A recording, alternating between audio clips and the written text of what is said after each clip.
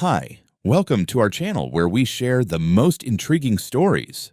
When John Carter inherited a peaceful riverfront estate, he expected tranquility, not war. But when a power-hungry HOA set its sights on claiming his land through lies, trespass, and forged documents, John didn't back down. He fought back with law, fire, and a vengeance they never saw coming. John Carter hadn't planned on starting over at 45, but after the sudden loss of his wife and the long, soul-crushing stretch of city life, he needed something different: peace, solitude, purpose. The answer came unexpectedly when his uncle passed and left him the family estate, a 15-acre stretch of riverfront land nestled just outside a small town in Virginia. The house, built in the 1800s, was a stately yet weathered two-story colonial with a wraparound porch and a rustling canopy of oak trees overhead. The James River curved around the back of the property like a silver ribbon, serene and quiet. It was the kind of place where time moved slower, where the noise of the world faded beneath the sound of wind in the leaves. John packed his things, gave up his apartment in the city, and made the move with little hesitation. His job as a remote structural engineer allowed him to work from anywhere, and the idea of renovating the old estate gave him something to focus on besides grief. He spent his first weeks clearing brush, repairing shutters, and walking the perimeter of the land, reacquainting himself with the place he had visited only during rare childhood summers.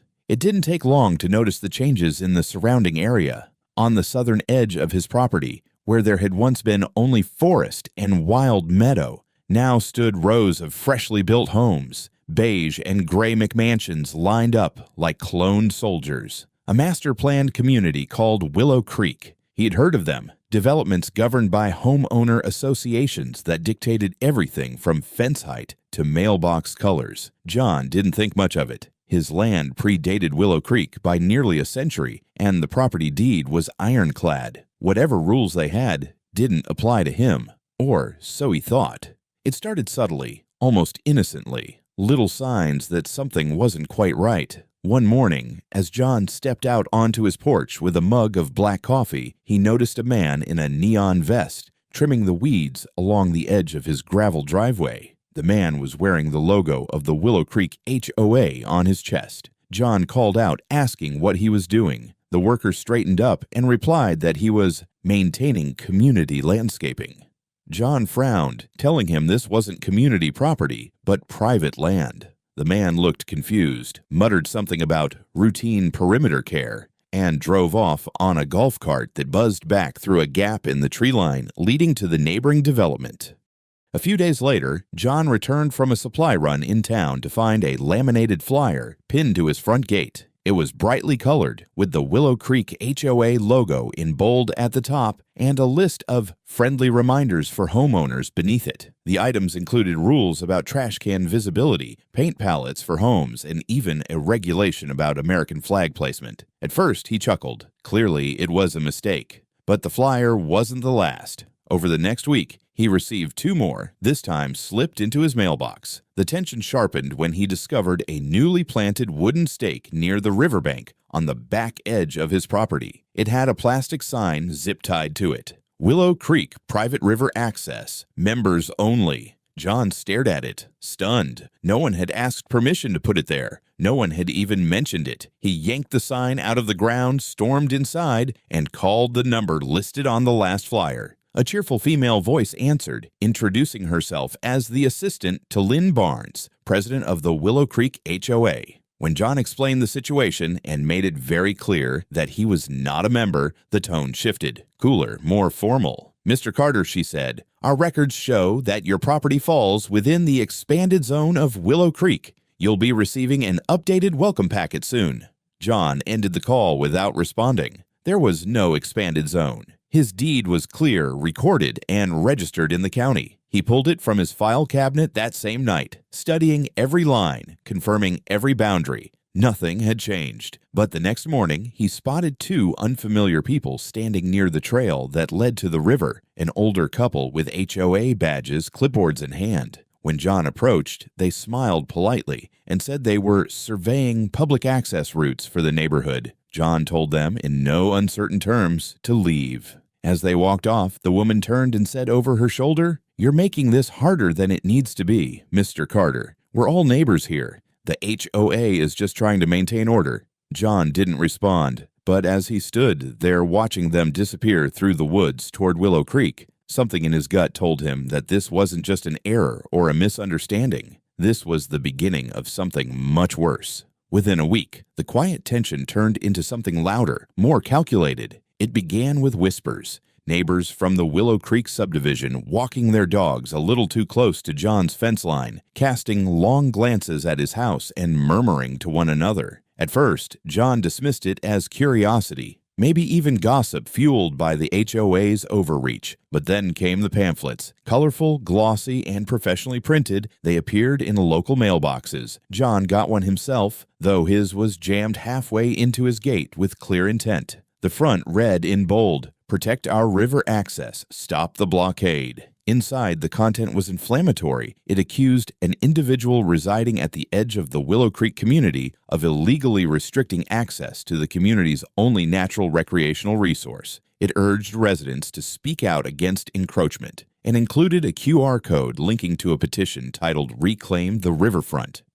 John read the entire thing twice, anger growing in his chest. The pamphlet referred to him anonymously, but there was no mistaking who it meant. The HOA had twisted the narrative, painting him as the outsider infringing on them, not the other way around. Soon, more signs of agitation emerged. Children and teenagers began appearing along his tree line, peering through the foliage, snapping photos of his house with their phones before darting off. Adults started walking trails that didn't exist before, now hastily cleared footpaths that ended near his backyard. One afternoon, John caught a man in business attire taking drone footage above his property. When confronted, the man casually said, "Just updating our community visuals," and left without apology. Enough was enough.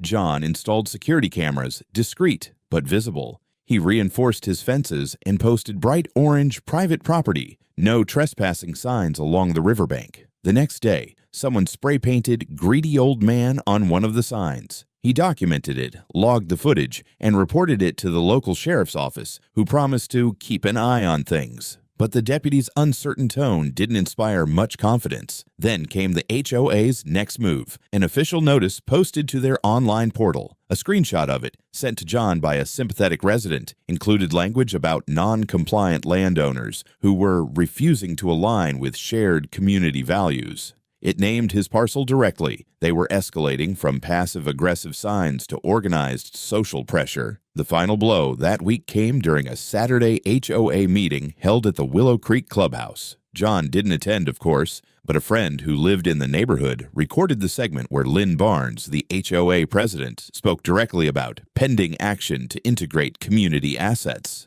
The room clapped. John knew exactly what she meant. They weren't just provoking him, they were preparing to take his land by force, or by fiction, and they had no idea how hard he was willing to fight. The next phase wasn't subtle. It arrived one overcast morning with the growl of engines and the sound of boots on gravel. John was in his workshop when he heard the commotion and stepped outside to find a crew of workers unloading benches, trash bins, and landscaping tools near the trail that led to the river. A flatbed truck had backed into a clearing, and men in reflective vests were already digging into the soft earth with shovels, preparing to install a paved walking path. Bright flags marked the edges of what was clearly a planned recreational area. John stormed down the slope toward them, disbelief giving way to fury. "Hey, what the hell do you think you're doing?" One of the workers looked up, startled. "Just doing what we're hired to do, sir. Trail extension for Willow Creek." "This isn't Willow Creek," John snapped. "This is private property. Mine." Before the worker could respond, a sharp voice cut through the air. "Mr. Carter," came the unmistakable tone of Lynn Barnes, the HOA president, emerging from the woods in a tailored jacket and pristine boots. She held a folder in one hand, her other resting smugly on her hip. "There's no need to be so dramatic. We're simply enhancing community access to the riverfront. It's all within our rights." "You're trespassing," John said coldly, "and you've hired people to build on land you don't own. This ends now." Lynn opened her folder and presented a glossy printout. "According to our most recent expansion map, this section of land has been annexed into the Willow Creek jurisdiction. The previous plat was updated last quarter. The county approved it." John took the paper from her, his eyes narrowing. The document looked official at a glance, but something was wrong. His property's parcel number had been altered by 1 digit, and the boundaries were subtly redrawn to make his southern acreage part of the HOA's green space. At the bottom was a forged signature from a county zoning official. John had worked enough with city plans in his engineering career to spot the signs. It was a high-quality fake. "You expect me to believe this crap?" he said, holding the paper up. "This is fraud." Lynn's expression didn't change. "If you have concerns, you're welcome to contact our legal counsel, but unless you're prepared to file an injunction, I suggest you let the work continue. This area belongs to all of us now." John took out his phone, dialed 911 without breaking eye contact. "Yes, I'd like to report criminal trespass in progress on private land. I also need an officer to inspect forged property documents. Yes, right now." Lynn's expression finally cracked. A flicker of unease passed over her face, but she recovered quickly. "You're overreacting," she said. "No one wants a fight here." "You should have thought of that before sending a crew onto my land," John said, turning to the workers. "Pack it up, now, or you'll be dealing with the sheriff." The crew looked uncertain, glancing between Lynn and John. Finally, one of them made the call, and within minutes they began slowly gathering their tools. Lynn made one last attempt to assert herself. "You're going to regret making this difficult, Mr. Carter." John stepped closer. "No, Lynn, you're going to regret ever stepping onto my land." As the trucks pulled away and the riverbank returned to silence, John walked back to the house, the forged document still in hand. This wasn't just a territorial dispute anymore. It was a deliberate, coordinated attempt to steal land under the guise of paperwork and bureaucracy. And John had no intention of letting it go unpunished. By the following morning, John had transformed his living room into a war room. The forged document from Lynn Barnes lay spread across his dining table alongside his original deed, maps, county plat surveys, and a thick binder of records from his uncle's ownership. With each hour, his anger cooled into something sharper: focus. He wasn't just going to defend his land, he was going to dismantle whatever corrupt machinery was backing the HOA's power grab. He started with a call to the county recorder's office. After a tense 30-minute wait and some persistent nudging, a clerk confirmed that no official boundary changes had been filed involving his property. The plat Lynn had presented did not match anything in the public record. When John asked about the signature on the fake document, the clerk hesitated. "That doesn't look like Mark Tiller's signature," she said cautiously, referring to the zoning officer supposedly listed. "And we don't process annexation approvals through HOAs. That would have to go through the Board of Supervisors." That was all John needed to hear. He hired a local attorney named Melissa Royce, a sharp land use specialist who had spent years fighting county-level land disputes. When he showed her the documents and recounted everything that had happened, she leaned back in her chair, eyebrows raised. "This isn't just trespassing," she said. "This is attempted land theft, possibly conspiracy to commit fraud, and maybe even forgery of public records if they submitted this to a government office. If we dig deep enough, I wouldn't be surprised if this isn't the first time." They began compiling evidence: drone footage, screenshots of the HOA's online claims, copies of the river access pamphlets, statements from the workers who'd unknowingly trespassed, and logs from John's security cameras. Melissa also sent formal cease and desist letters to Lynn Barnes and the HOA's legal team. Within days, the HOA doubled down with arrogance, filing a counterclaim in county civil court alleging that John had interfered with public easement development. The gloves were off. John didn't stop there. At Melissa's suggestion, he filed a complaint with the Commonwealth Attorney's Office, forwarding copies of the suspected forged documents and referencing the illegal annexation claim. That move triggered something bigger than John expected. Within a week, he was contacted by a state investigator looking into zoning fraud allegations. Apparently, John's complaint had overlapped with another pending case. Another homeowner, miles away, had also accused a local HOA of redrawing property lines without consent. And then the bomb dropped. The investigator called to inform John that multiple complaints had surfaced about Willow Creek's HOA leadership, particularly Lynn Barnes. There were whispers of quiet coercion, Older homeowners being told they had to pay community improvement fees on land they didn't know had been reclassified. John's case, with its forged plat and clear surveillance footage, was now part of an active criminal probe. What began as a defense of his backyard had grown into something wider. John was no longer just fighting for his land. He had uncovered the blueprint of a predatory system, one that manipulated documents, intimidated homeowners, and operated under the shield of HOA bureaucracy.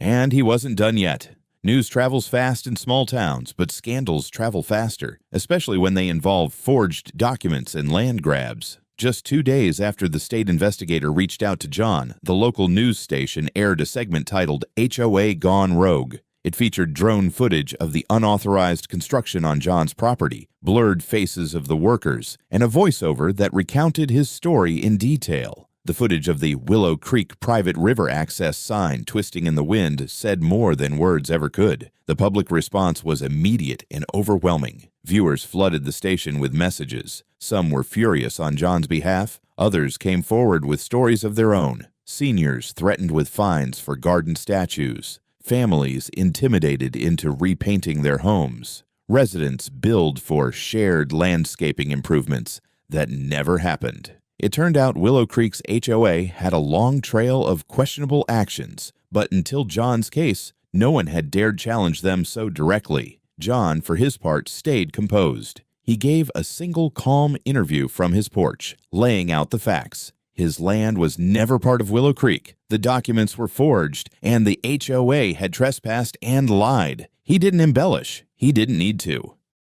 The next domino fell when the state attorney general's office announced the launch of a formal investigation into the Willow Creek HOA. Lynn Barnes was named specifically. Within days, subpoenas were issued. County officials were interviewed. A search warrant was executed at the HOA's administrative office. Computers and filing cabinets were hauled out in front of stunned residents. The sight of Lynn being escorted out in the background, stone-faced, refusing to comment, made the front page of the Sunday paper. But the criminal probe was just one front in the battle. John's attorney, Melissa, had filed a civil suit against the HOA for damages, defamation, and attempted property theft. The counterclaim they had filed was dismissed almost immediately when the forged plat was proven fraudulent by county records. The civil court granted an emergency injunction, legally barring the HOA from entering John's property under threat of arrest. Behind the scenes, things were unraveling for the HOA's leadership.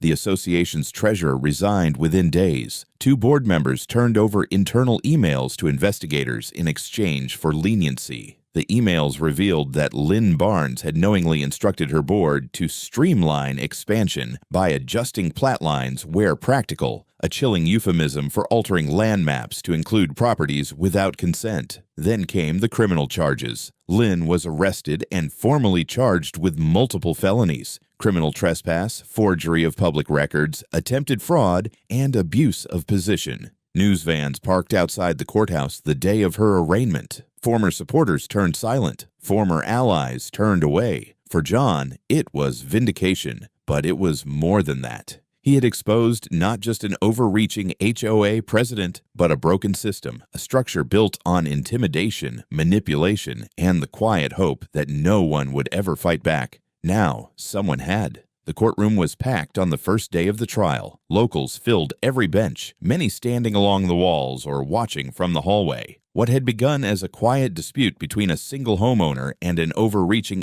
HOA had exploded into a full-scale legal reckoning. At the center of it all sat Lynn Barnes, no longer the composed figure who once strutted across John Carter's land with a fake plat map in hand. Now, in a dark blazer and with tired eyes, she sat behind her defense attorneys, staring straight ahead, jaw clenched. The prosecution opened with a searing summary, a coordinated attempt to unlawfully annex private land, documented efforts to deceive local authorities, and deliberate manipulation of HOA influence to silence opposition. They had witnesses, evidence, email records, sworn statements, and perhaps most damning, John's high-resolution surveillance footage capturing the trespass and construction in real time. The forged plat map, which had triggered the entire case, was introduced on the first day. The county's zoning officer testified under oath that the signature was not his and that no such plat update had ever been filed. John was called to the stand on day 2. Dressed simply, with a calm but unwavering presence, he recounted each step, from the first mowing incident to Lynn's fake documents to the early morning call to 911. When asked what motivated him to pursue the matter instead of settling, he answered plainly, "Because if I didn't stop them, they would have done this to someone else, someone who couldn't fight back." The defense attempted to paint John as an angry recluse who refused to cooperate with community efforts, but their arguments quickly crumbled under the weight of evidence. The jury heard testimony from other residents who had faced similar pressure. One elderly woman cried as she described how she paid over $2,000 in bogus community upkeep fees after receiving threatening letters. A young couple testified they were told they couldn't sell their home unless they paid retroactive assessments for improvements that had never been done. None of these people had questioned the HOA before, but now, with John's case as the catalyst, they spoke out. Meanwhile, outside the courtroom, the HOA was disintegrating. With its leadership gutted and finances frozen due to the civil lawsuit, Willow Creek's HOA operations came to a standstill. Residents began demanding transparency, audits, and resignations. The local news covered every turn of the trial, fueling a slow but decisive wave of reform. When the verdict came, the courtroom was silent.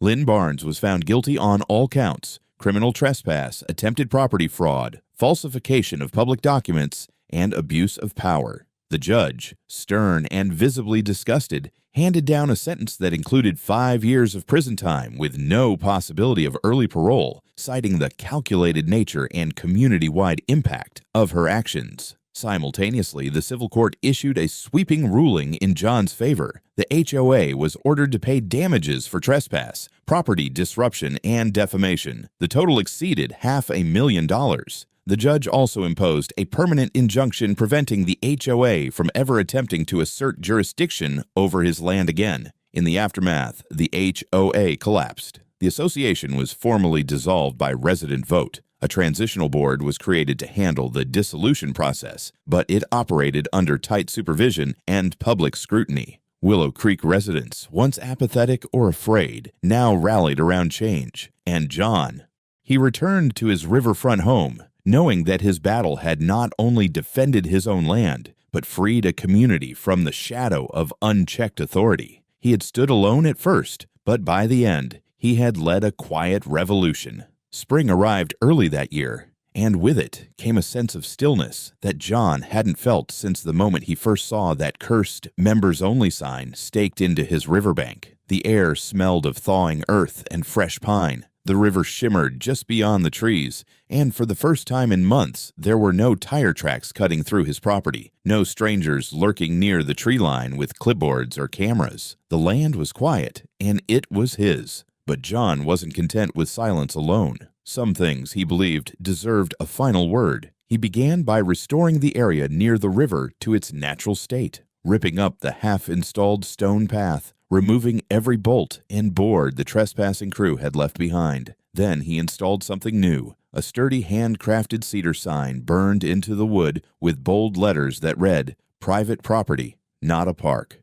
Trespassers will be prosecuted, especially HOA presidents." It became something of a neighborhood legend. People came by just to take pictures with it, laughing in disbelief that things had gone so far. John didn't mind. He found it therapeutic. A few weeks after the trial, he hosted what he called the Freedom Cookout, an open invitation to any Willow Creek resident who wanted to stop by. No HOA approval needed, no dress code, no clipboard inspections. Just hot dogs, cold drinks, folding chairs in the grass, and one of the best views in the county. Dozens came. Even some who had once opposed him stood awkwardly near the grill before extending hesitant hands and offering quiet apologies. One elderly couple lingered after sunset, sitting with John beneath the porch lanterns. "We never had the nerve to stand up," the husband admitted, "but you gave us permission to." John nodded slowly, grateful, but still grounded. Sometimes all it takes is someone who's too damn stubborn to be pushed. In the weeks that followed, more stories emerged. Lynn Barnes, now serving her sentence at the state correctional facility, had been assigned to community restitution duties. Ironically, one of her assignments was landscaping work at the very courthouse, where she had once filed her fraudulent claim. The image of her pushing a wheelbarrow past the judge's chambers made its way to social media, and the internet did not disappoint. John didn't gloat, not publicly, but he did print that photo, frame it, and hang it in his study with a single-word caption, "Consequences." The land healed faster than expected.